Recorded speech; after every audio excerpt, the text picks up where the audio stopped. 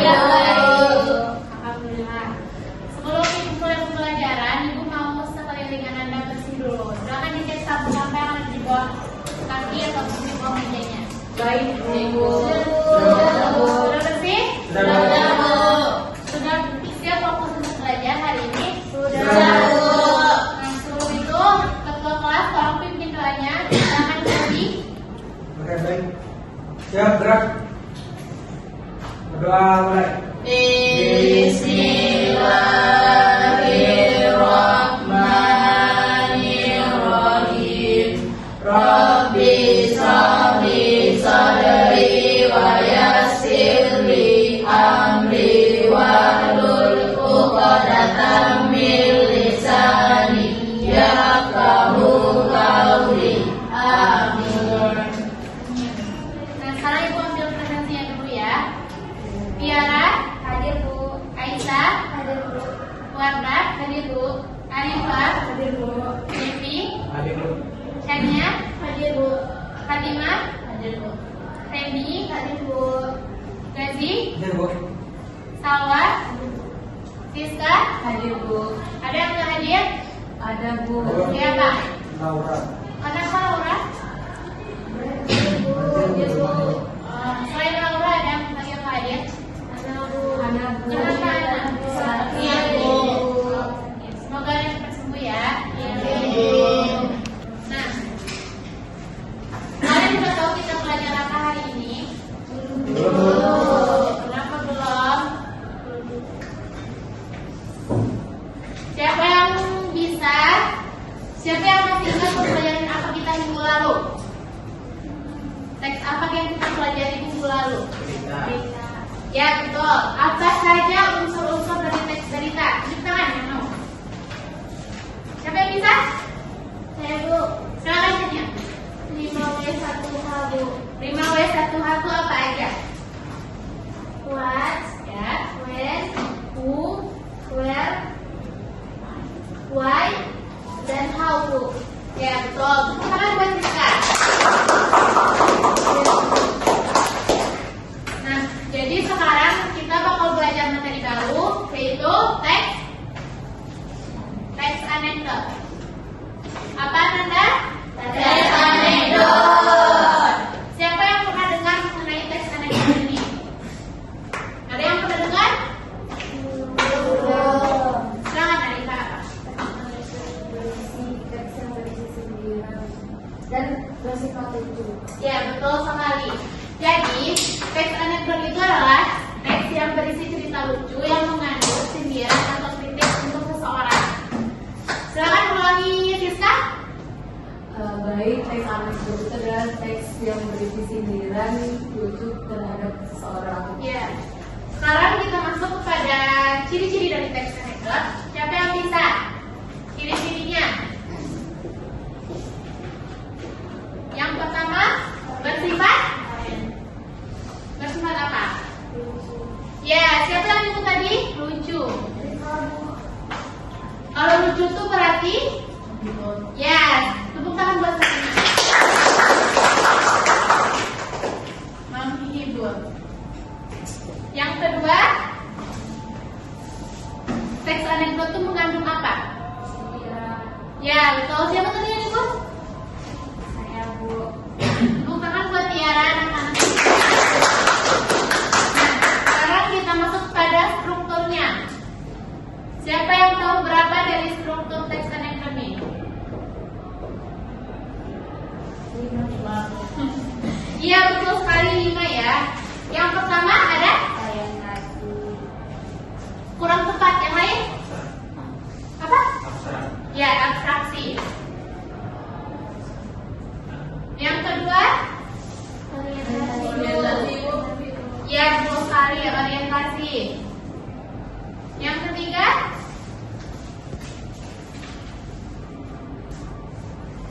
Ada yang tahu? Yang ketiga itu ada krisis. Penyelesaian dari krisis disebut? Ada yang tahu? Enggak, reaksi ya. Anak-anak semua. Yang kelima ada? Apa? Udah. Ya. Yang kelima ada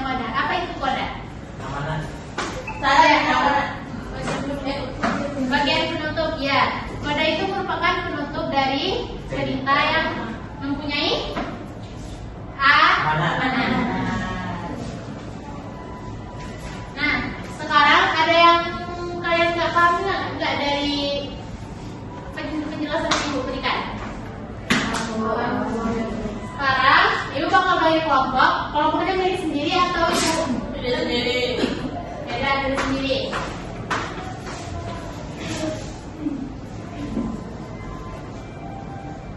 Tiga-tiga per orang ya.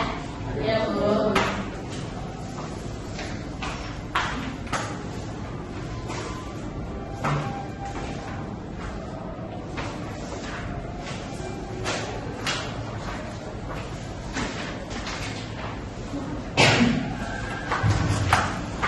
Nah, jadi di situ kalian disuruh untuk mencari bagian-bagian dari teks anekdot. Strukturnya ada 5.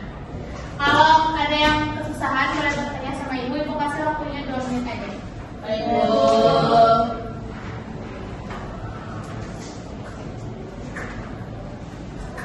Nanti satu persatu kelompok akan ibu suruh ke depan buat menjelaskan ya.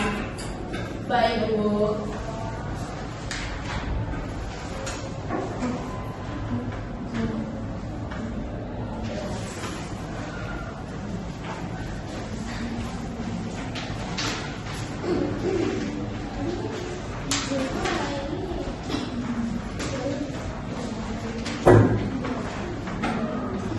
Ini dulu mau nanya ya, kenapa?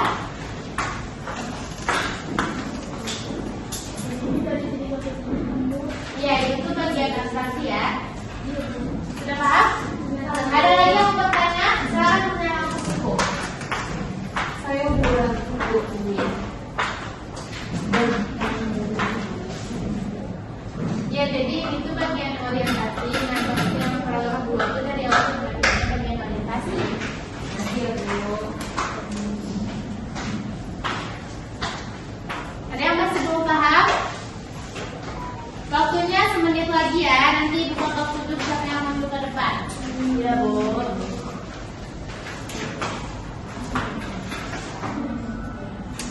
Diskusi ya, bukan mengobrol. Sudah selesai? Sudah. Bagian abstraksi siapa yang mau memecahkan ke depan? Ibu tunjuk atau tunjuk diri sendiri? Tunjuk aja, Bu. Kelompok 1 dulu, jadi bagian abstraksi. Ke depan, Bu. Iya, silakan pecahkan ke depan. Yang lain memperhatikan ya? Iya, Bu. Silakan jadi. Bagian abstraksi. Suatu hari, seorang pejabat terkenal berkunjung ke sebuah desa terpencil untuk memberikan pidato tentang kemajuan pembangunan. Warga sudah menunggu dengan antusias, terutama karena mereka mendengar pejabat itu terkenal pandai berjanji. Nah, semuanya sama jawabannya? Sama. Beri tepuk tangan pada Jessi. Selanjutnya bagian orientasi kelompok 2. Siapa yang bakal maju? Silakan ya. Orientasi. Acara diadakan di balai desa. Mikrofon sudah disiapkan. Spanduk bertuliskan bersama kita maju. Terbentang di belakang panggung. Pejabat itu datang dengan mobil mewah dan senyum lebar. Warga bertepuk tangan, sebagian karena kagum, sebagian lagi karena penasaran. Janji apa lagi yang akan keluar kali ini? Ya, ada yang beda jawabannya dengan Tiara? Enggak, Bu. Ya, berarti kalian semua. Selanjutnya bagian krisis. Kelompok ketiga siapa yang bakal maju? Iya, Bu. Silakan Kenia. Disebutkan.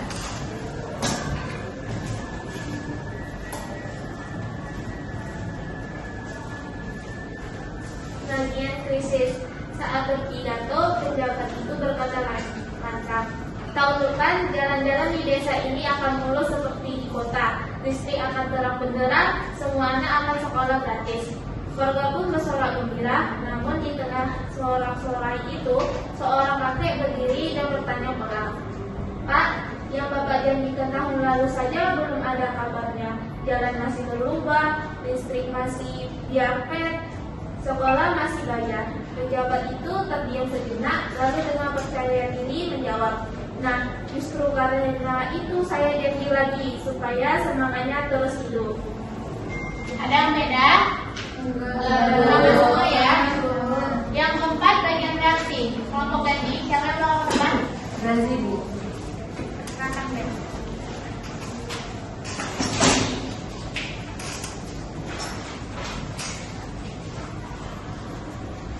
Baik, bagian reaksi itu warga terdiam lalu perlahan mulai tertawa. Kakek tadi mengangguk sambil berkata, benar juga Pak, janjinya banyak bisa bikin kami cepat berharap kalau harapannya tak pernah datang. Pejabat itu tersenyum pikuk, mikrofon tiba-tiba mati. Mungkin ikut malu mendengar janji yang diulang-ulang. Ada yang beda lagi? Terakhir bagian koda. Siapa yang mau maju? Siska atau Salwa? Saya aja Bu. Silakan Siska atau maju.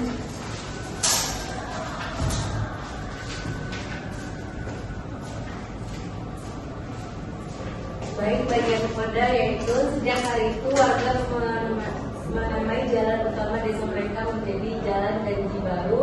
Setiap kali ada lubang besar mereka berkata, lubangnya mungkin menunggu janji yang belum datang. Ya, silakan Siska.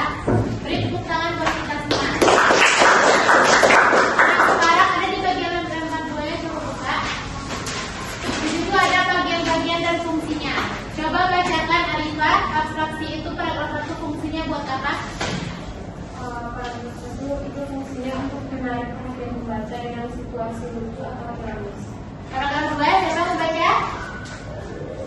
Jadi, Paragraf 2 itu fungsinya menjelaskan latar tempat, waktu, dan tokoh. nah, bagian 3 itu, paragraf 3-nya menjelaskan tentang menampilkan masalah atau kejanggalan itu yang menjadi inti sindiran. Nah, yang reaksinya menunjukkan tanggapan tokoh terhadap masalah tersebut. Yang kelimanya menutup cerita dengan sindiran dan standar.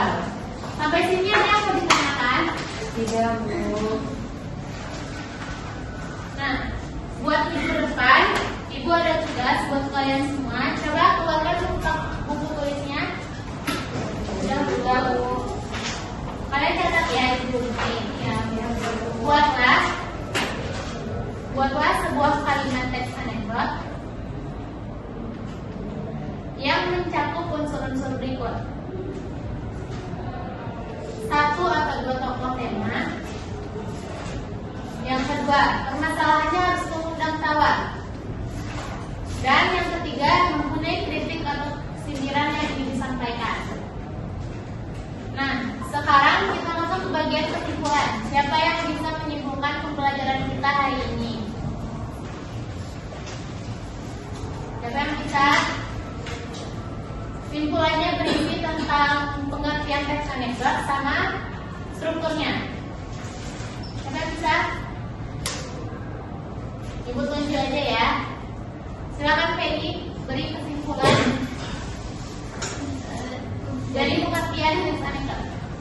Jadi kesimpulan yang dapat saya ambil itu tentang teks anekdot itu anekdot ini mengandung cerita lucu dan sindiran. Ya, Dan strukturnya ada berapa Peggy? terdapat strukturnya ada 5. Yang pertama atraksi, orientasi, krisis, reaksi, dan koda.